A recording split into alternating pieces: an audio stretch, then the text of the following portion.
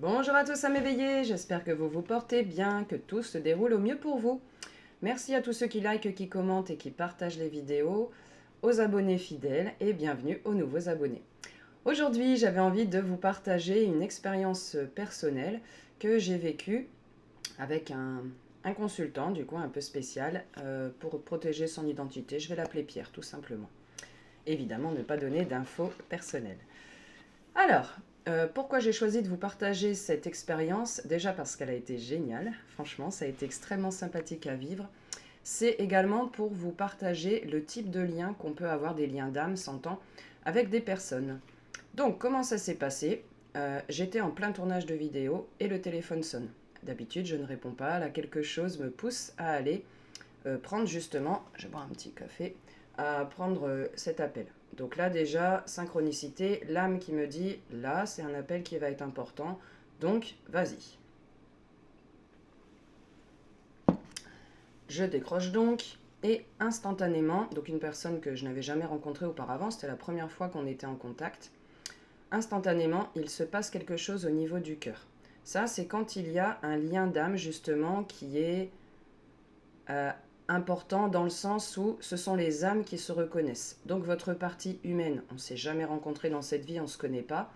Mais quand on est, donc là c'était au téléphone, hein, je ne l'avais pas vu cette personne, quand on commence à discuter ensemble, le lien se réveille en fait. Et donc là c'est, tiens c'est bizarre, je me sens super à l'aise et je sais que ça va aller plus loin qu'un simple rendez-vous du coup thérapeute-consultant. L'autre personne le sent aussi. Donc quand il y a des... Qu'est-ce que c'est qu'un lien d'âme du coup? Il y a plein de personnes que vous allez croiser dans votre vie, il n'y aura pas de lien en particulier. Ça peut devenir des amis, tout ça, il n'y a aucun souci, mais il ne se passe rien au niveau particulier. C'est juste que votre âme, enfin vos âmes du coup, n'ont pas eu des vies en commun, ou bah, c'est la première fois que vous vous rencontrez, puis voilà, c'est tout quoi. Enfin c'est pas ou, c'est et. Avec certaines personnes qui font partie de votre famille d'âme, si vous n'êtes pas au courant sur les familles d'âmes, je vous invite à aller voir les vidéos que j'ai tournées où j'explique les différentes familles d'âmes. Ce qui se produit, c'est que instantanément, quand vous êtes au contact de cette personne, la première fois, enfin de ces personnes, parce qu'il y en a plusieurs, les premières fois que vous vous rencontrez, il y a une histoire de j'ai l'impression de te connaître. Et j'ai l'impression de te connaître depuis toujours. Alors qu'on ne s'est jamais vu. Ça, c'est parce que en fait, vous avez déjà eu des vies en commun, des vies antérieures où vous vous êtes déjà rencontrés, vous avez joué différents rôles, vous avez évolué ensemble.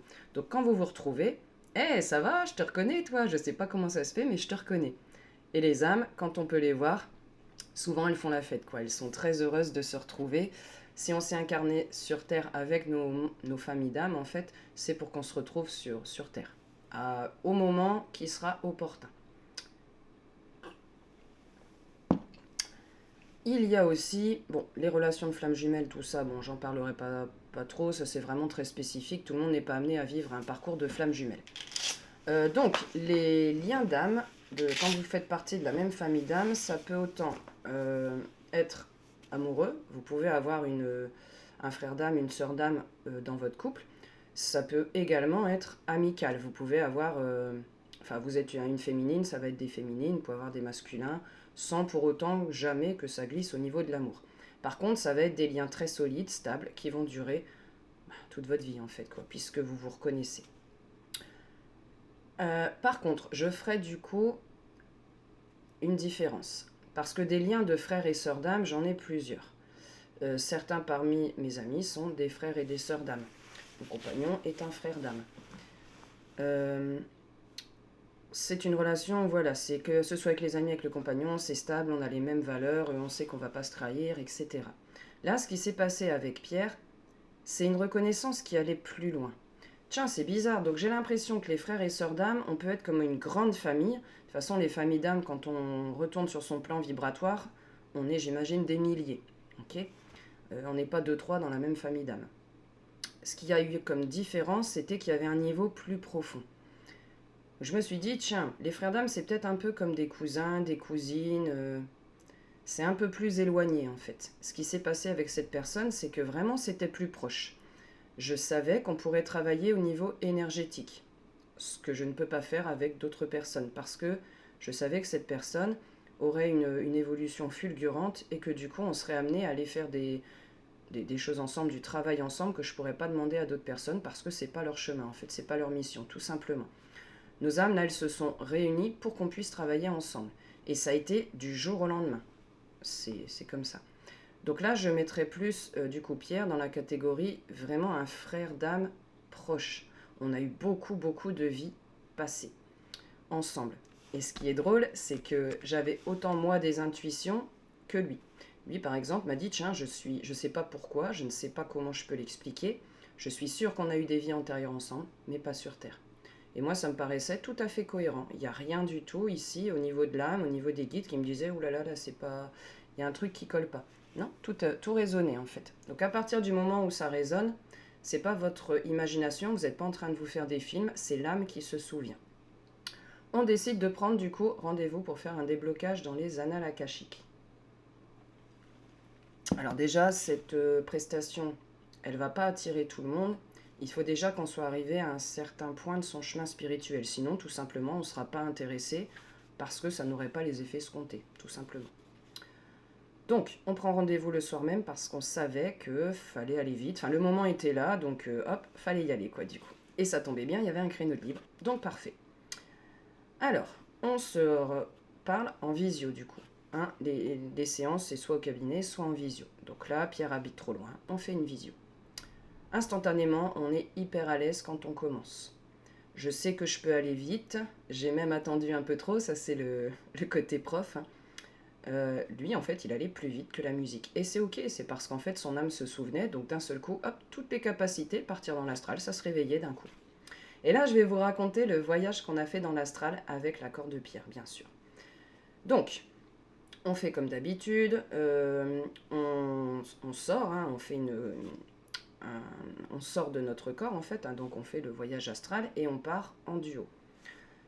Donc nos âmes, en fait, sont l'une à côté de l'autre. Alors déjà, ce qui a changé vraiment beaucoup par rapport aux autres expériences que j'ai pu avoir en déblocage des annales akashiques, c'est que d'habitude, quand je fais cette prestation, moi je suis une spectatrice passive. En fait, on va on va aller se connecter aux annales akashiques, on va aller voir le livre de vie du consultant, donc le livre qui comporte toutes les vies antérieures, que ça a été sur Terre, que ça a été sur d'autres plans. À chaque fois que j'ai fait cette prestation, j'ai toujours vu des vies sur Terre.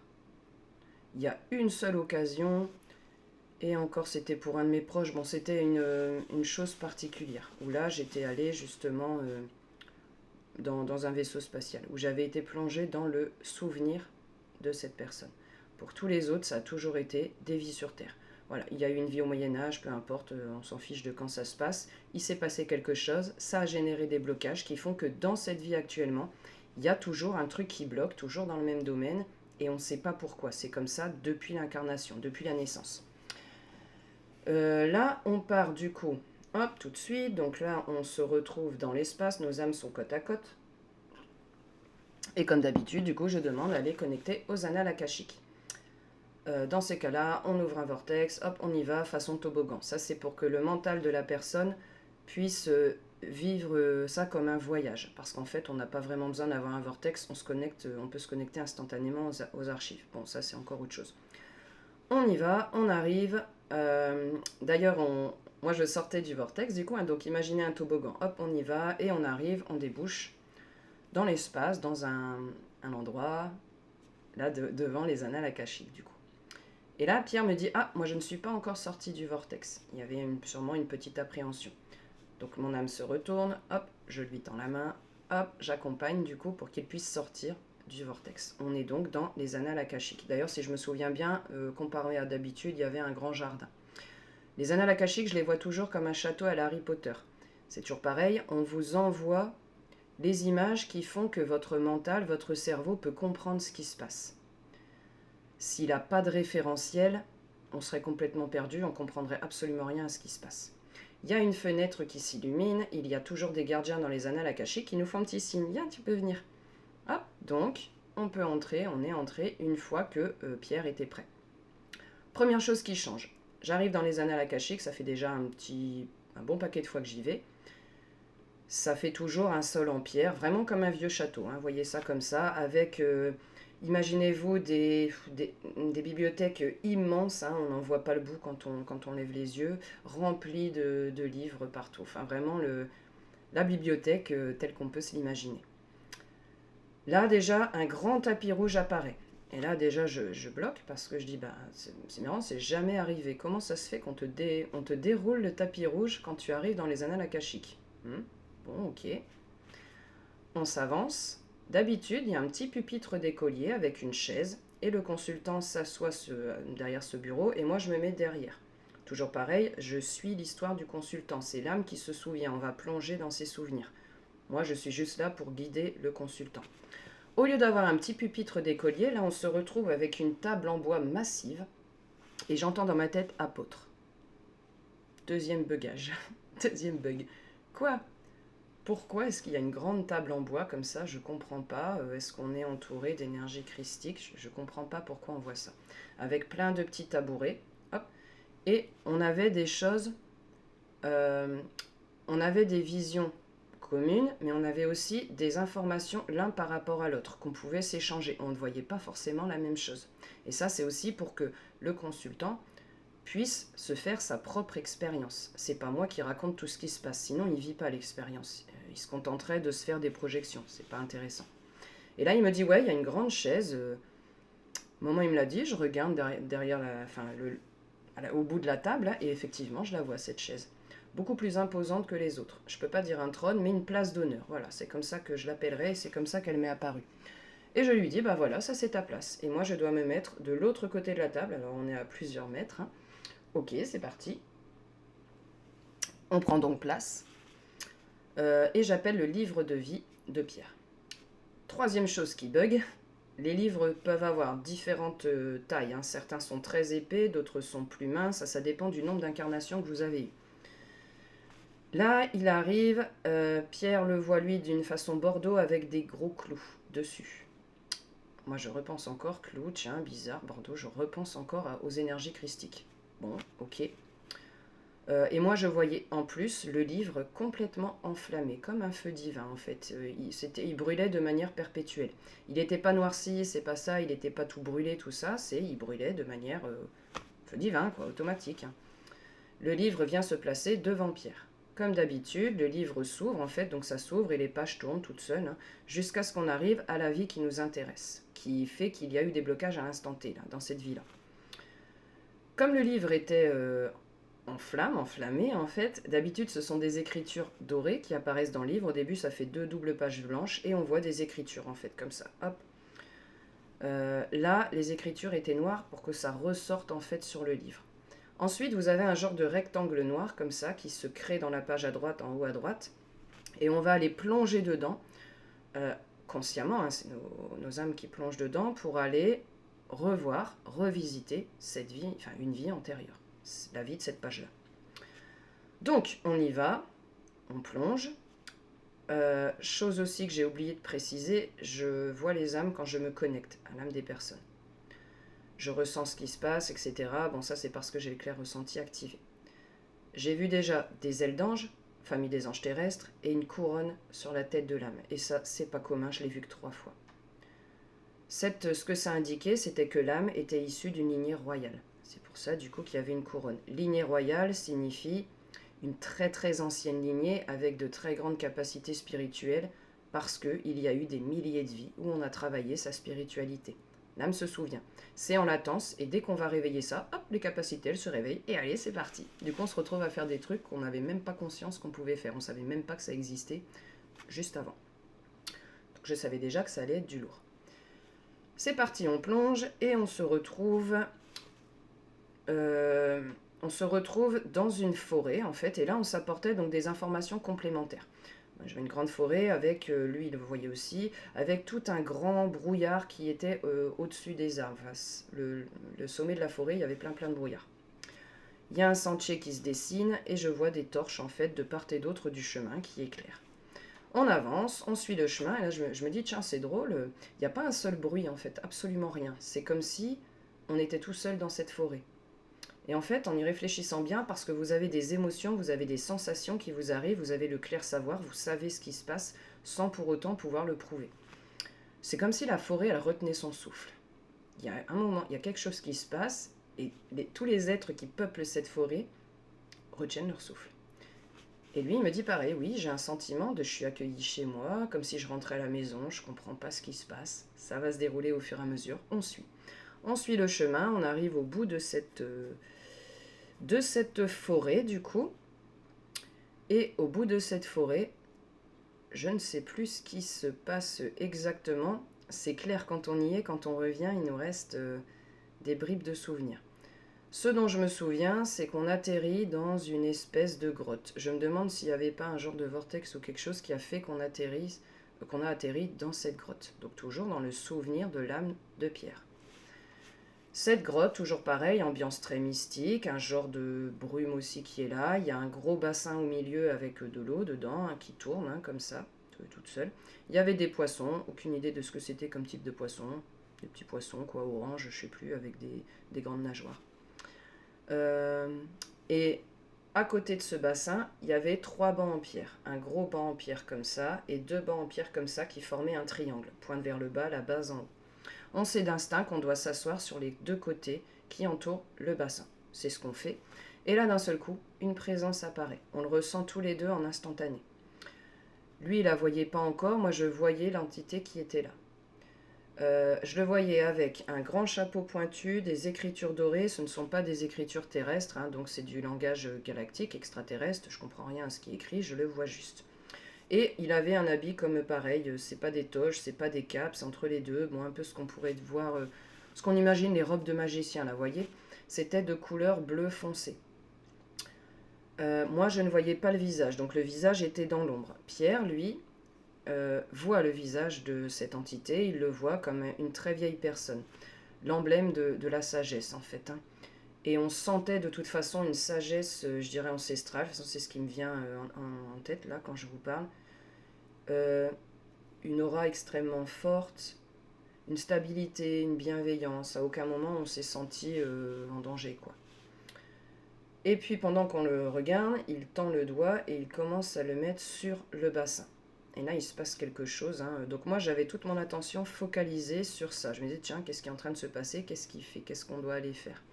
Pierre, d'un seul coup, a un petit peu une petite appréhension qui arrive. Il fait, oh mon Dieu, il y a une deuxième présence qui est là. En effet, je le sens, c'était une petite entité plus sombre, elle, donc une petite entité négative, absolument pas agressive ni rien. C'était un genre d'espion qui venait voir ce qui se passait, en fait. Pas dérangeant pour notre histoire. Donc on le laisse derrière. Et on continue. De toute façon, il ne pouvait pas nous suivre, il ne pouvait que rester dans cette grotte. On continue à suivre le voyage. Donc quand le bonhomme sage, je vais l'appeler comme ça, a touché le bassin, il s'est passé quelque chose. C'est comme si un vortex s'était créé, je ne sais pas trop, et qu'on pouvait aller à l'intérieur. Et là, une nouvelle fois, je dis d'accord, on est emmené dans un deuxième lieu. Je ne sais pas pourquoi, on suit. Précision importante, les guides me disent, pardon, quand on fait un voyage astral, on n'est jamais seul. Il y a toujours des guides spirituels qui sont avec nous. Là, en l'occurrence, je me souviens qu'il y avait Métatron. Ce qui est important pour notre histoire, c'est qu'il y avait la déesse Isis. Les 2 autres, je me souviens plus trop de qui c'était. C'est pas très important pour notre histoire. Mais en tout cas, on est toujours protégé. On ne peut pas être attaqué, on ne peut pas se perdre dans l'astral. Voilà, pas de souci là-dessus. Isis sera importante pour plus tard. Donc on plonge de nouveau dans ce vortex et on atterrit du coup dans un nouveau lieu. On ne sait absolument pas où on est, à part que ça n'a rien, absolument rien à voir avec la Terre. Cette grotte ne faisait pas partie de la Terre, rien à voir du tout. Là, je me dis, c'est quand même bizarre, on n'a pas accès à une vie terrestre. Étrange, normalement, ça devrait être ça, en fait. Et on se retrouve, en ayant plongé dans ce bassin, dans un genre de chemin. Attendez, je fais une pause parce que je pense que j'ai oublié un petit bout, il faut que je canalise. Non, c'est ça, c'est bon, je vérifiais du coup avec les guides en canalisation. Donc ce bassin faisait un genre de vortex, on entre à l'intérieur et quand on en sort, nos âmes voyagent. On voyage à la vitesse de la pensée quand on est dans l'astral. Donc en fait, on se dirige avec l'intention. Imaginez l'espace et la première chose que je vois, c'est que sur la gauche ici, on peut tourner en fait. Sur la gauche, moi je voyais une planète entièrement blanche, toute blanche. Je suis d'instinct attiré par ça. Je demande à Pierre qu'est-ce que toi tu vois? Parce que c'est toujours pareil, je laisse la personne faire son voyage et moi je commente s'il y a quelque chose qu'il ne voit pas ou autre. Et là, stupeur, il me dit, bah moi je vois une planète ocre. Doute, bah, comment ça se fait que moi je vois ça et que lui il voit autre chose? Et quand on voyage dans l'astral, ils mettent des voiles, en fait, les guides spirituels. On ne voit pas, enfin en tout cas moi c'est mon expérience personnelle et c'est ce qui s'est passé à chaque fois que je suis partie dans l'astral, accompagnée ou seule avec mes guides. Ils mettent des voiles pour qu'on ne voit pas tout ce qui peuple l'espace. Soit parce on serait complètement distrait, on passerait notre vie là-haut en disant mais moi je veux connecter avec telle personne, je veux aller, enfin tel être, telle entité, je veux aller sur telle planète. Donc je pense que c'est pour qu'on soit focalisé. On n'y va pas pour faire du tourisme, on y va pour des buts d'évolution en fait. Donc c'est forcément quelque chose qui va aider le consultant ou qui va m'aider moi quand c'est un voyage, je peux pas dire en solitaire, bon, enfin un voyage pour moi avec les guides. On est appelé en fait, hein, c'est pareil, il n'y a pas de tourisme. Enfin moi j'ai jamais pu aller me balader comme je voulais. Donc là je dis bah c'est tout, je regarde, enfin j'écoute ce qu'il me dit du coup, puis il me parle d'une planète ocre, et au moment où il m'en parle, le voile se lève et je vois la deuxième planète, la planète ocre. Elles étaient un peu côte à côte. Et là, il atterrit sur cette planète. Je dis, bah, je vais le suivre, puisque c'est son voyage à lui. Et là, un de mes guides me dit, stop. Mets la main, toi tu passes pas, tu n'y vas pas, c'est pas à toi d'y aller. Lui, il doit aller faire son parcours, et toi, c'est la planète blanche que tu dois aller visiter. Du coup, je comprends pourquoi je voyais cette planète-là. Et là, quatrième, cinquième stupeur, quoi, bug encore. La planète sur laquelle Pierre avait été envoyé, c'est la planète que je vous ai décrite dans les vidéos sur les extraterrestres, la partie 2. Il me semble que c'est la 2. Stupeur. Comment ça se fait qu'il est envoyé sur une planète alors qu'il en existe des millions de planètes dans les diverses galaxies? Parce que je sais qu'on n'était pas dans une galaxie ici. Hein. Aucune idée d'où on est, mais on n'était pas dans le coin, ça c'est clair. Comment ça se fait qu'il va sur la même planète que moi j'ai déjà vu? Je sais que c'était ça parce qu'il m'a décrit la surface de la planète. Quand il a atterri, il a vu les grandes crevasses en fait. D'ailleurs, je pense que dans la vidéo, j'ai utilisé pas le bon mot, c'est pas des cratères, c'était des immenses crevasses en fait. Surface de la planète, il doit faire trop chaud, c'est poussiéreux, il n'y a que ça. Pardon, donc toute la vie était dans ces crevasses-là. Avec des genres de tentes, hein, couleur ocre, pareil, hein, pour protéger des deux soleils, parce qu'il y a deux soleils dans cette planète-là. D'ailleurs, c'est tout de suite ce qu'il m'a dit. Je vois deux soleils.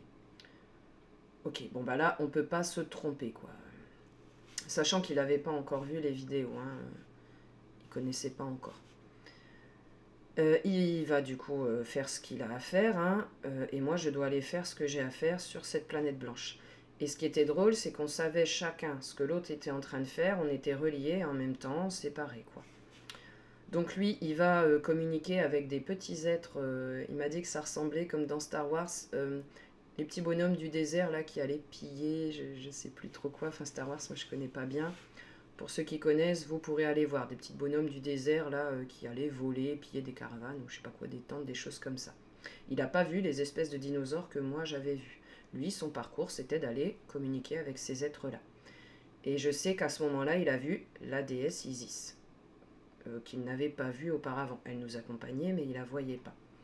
Moi, j'atterris sur cette planète blanche et tout de suite, Pierre me dit tiens, je te vois, hein, tu te diriges vers des grands monuments, on dirait que ça ressemble à des pyramides. En effet, je vois une pyramide, moi je vois l'œil d'Horus dessus, enfin sur la face devant.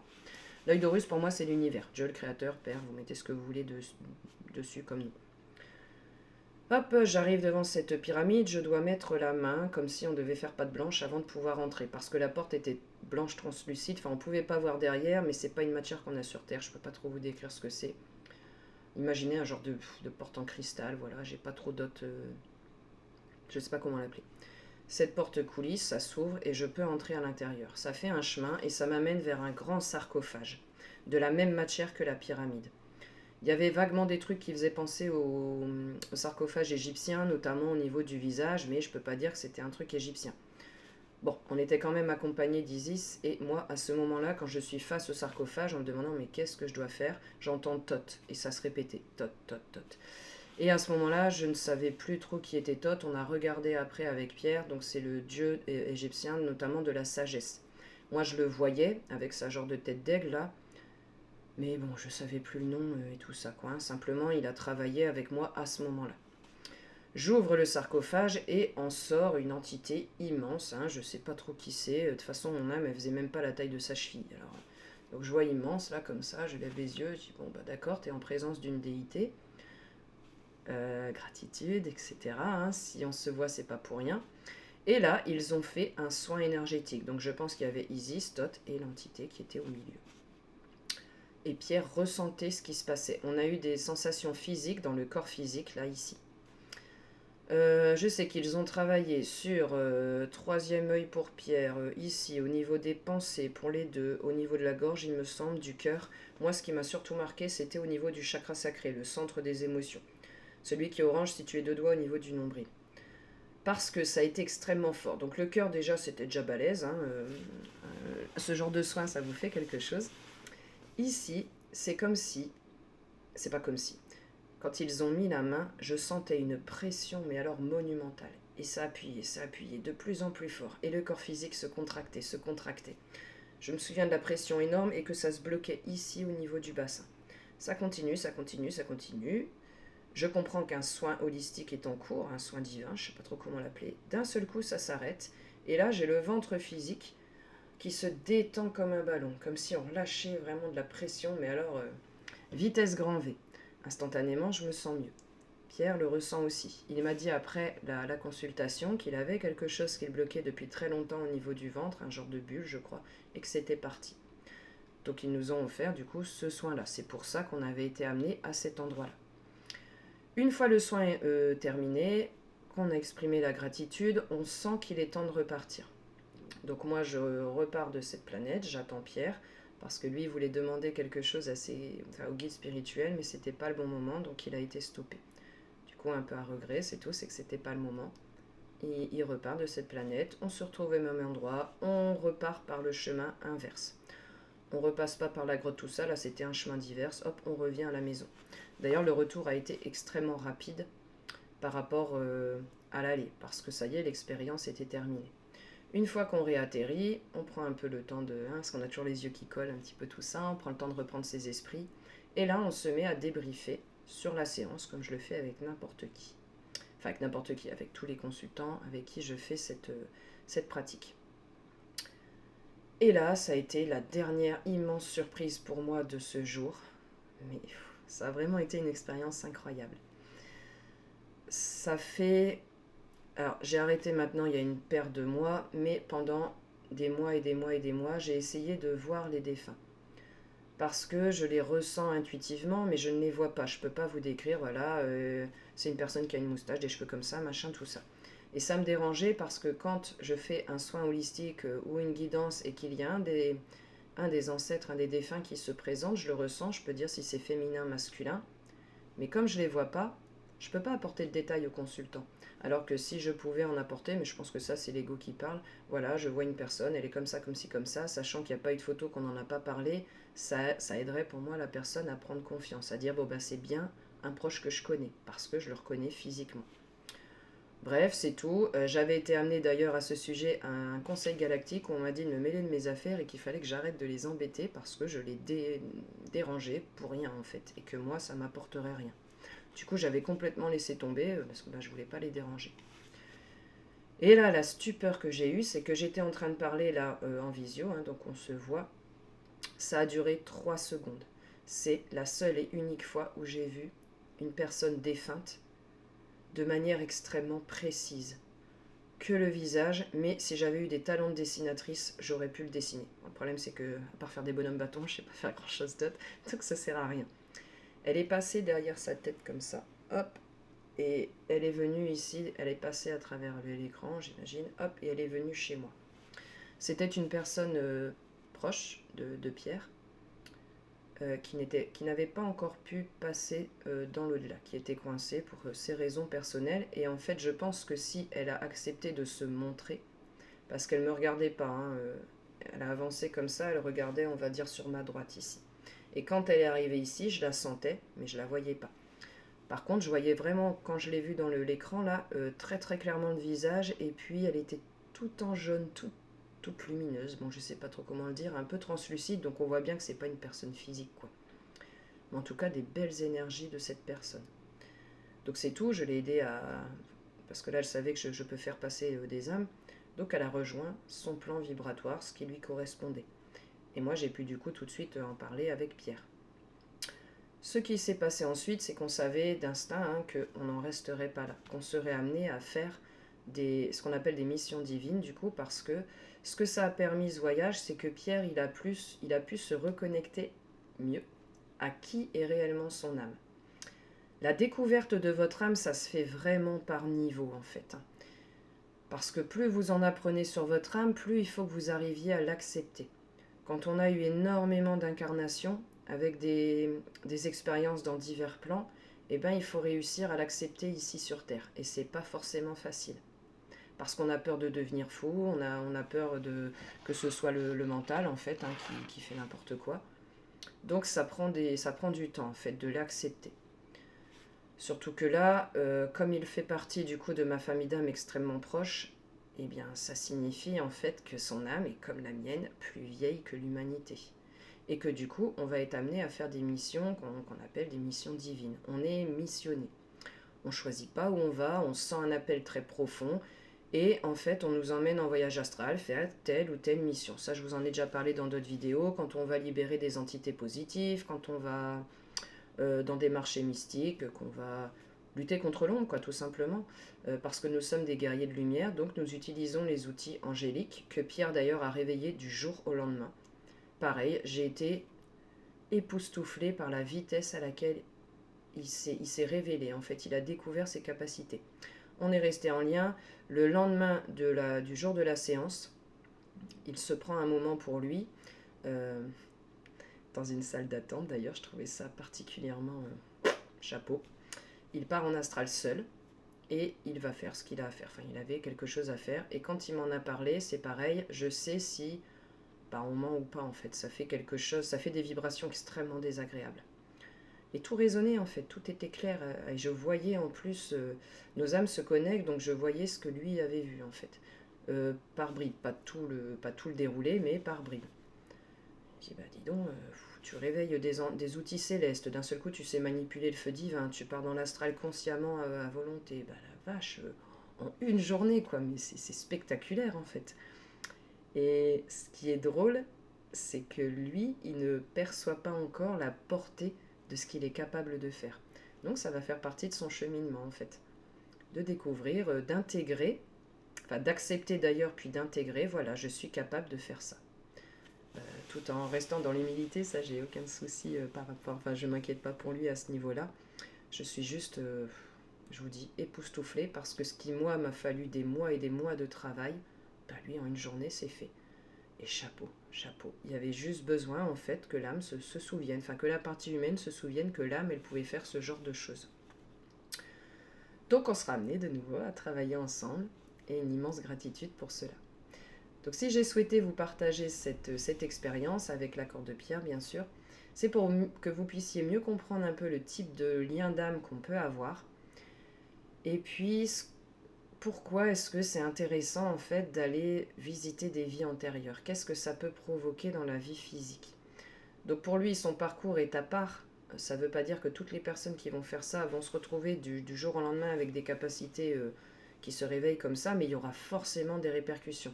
Forcément, ça déverrouille quelque chose à l'intérieur de vous dans votre vie actuelle qui fait que du coup, on se dégage de fardeau et qu'on redécouvre en fait la magie. En fait, on réintègre la magie dans le monde physique et Dieu sait qu'on en a besoin ici sur Terre. J'espère que cette histoire, elle vous aura touché. Si c'est le cas, vous n'hésitez pas à commenter, n'hésitez pas à partager cette vidéo. Un grand merci à tous ceux qui seront restés jusqu'au bout pour écouter les vidéos. Et je vous dis à très vite pour en faire des nouvelles. Prenez soin de vous.